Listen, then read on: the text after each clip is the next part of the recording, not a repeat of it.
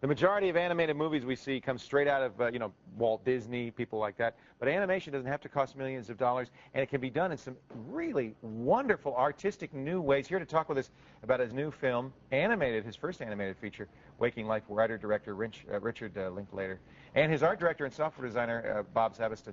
Welcome, Richard and Bob. It's great to have you. Yeah, thanks for having us. Dazed and Confused and Slacker, the Newton Boys, these were films that used real people. Yeah, well, Waking Life uses real people. But you don't see the real people. Well, you see what seems like real people, but then they're reimagined, via Bob's software. It's actually, we just saw a little bit of a clip of it. Really amazing, and it's very artistic. Why did you choose to go with this technique? Well, I first saw some shorts Bob had done.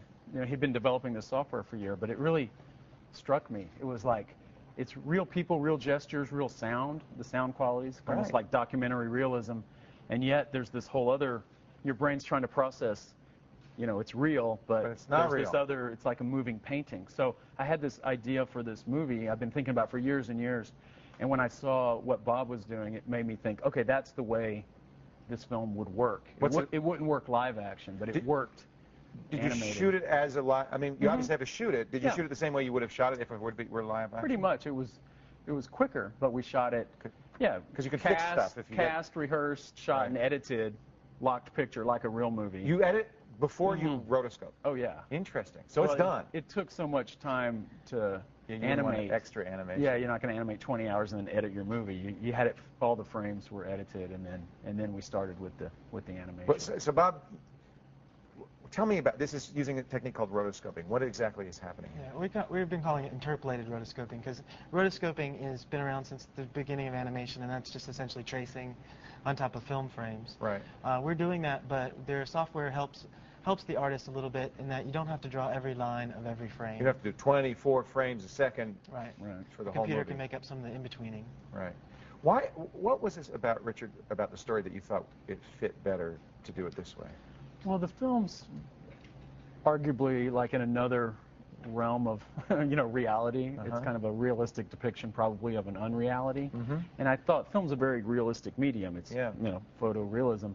And the film in my head didn't really work that way. But with the animation, your brain sort of works overtime processing it in that way. That's very interesting. Were you struggling with producing this movie? I mean, were you saying, how am I going to make this in film? I just wasn't even attempting it because it didn't work. Couldn't happen. I was, making other movies and stuff, but I had known Bob for a while, and his producing partner, Tommy, I'd been working with for years and years. So it wasn't like a big commercial undertaking. It was like this little art project, we started doing. We didn't really, it wasn't conventionally scripted or but it was great. It was a great forum for a lot of people, cast, and ultimately these 30 visual artists to express that's what themselves. I like about it. It's not the same style all the way through. Yeah. Well, who are these artists? They're mostly local artists from Austin, painters, not really computer animators. They're not animators? No.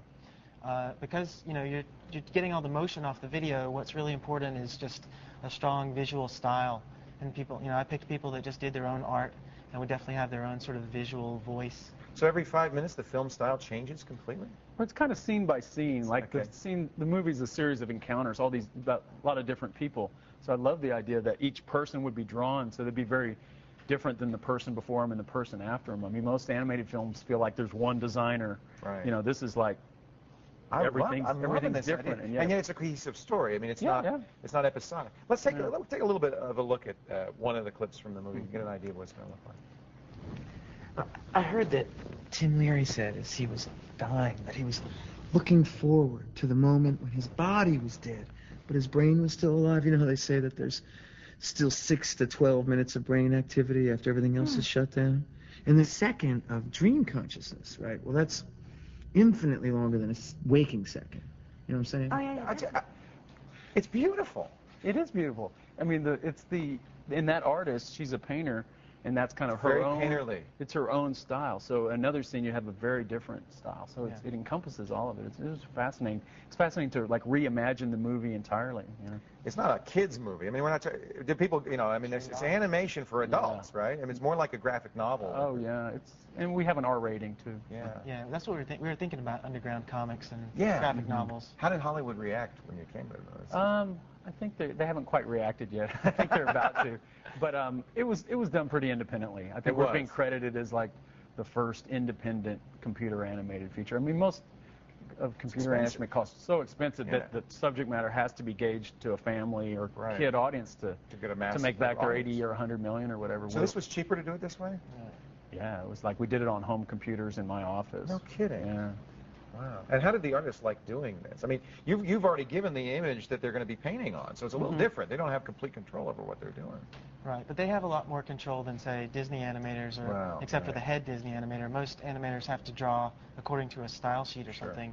And I think this is what the character looks like, and don't you deviate. Yeah, this was real liberating for them because they were free to use their own sort of painting style. I can't wait. I am so excited. This looks like an incredible movie. When does Waking Life come out? We don't know. It opens this Friday. Soon? This Friday, some places in the limited release in the next weekend. Next kind of it'll slowly. Is it kind of art houses? Or, yeah. But you watch, because it's the kind of thing that in a year there's 12 other, Spielberg saying, I got this great idea. I want to do a rotoscope. That's great. It's really neat. Who knows? I think it's very exciting. Yeah, it's been really wonderfully, creative, collaborative. I want to see more of it.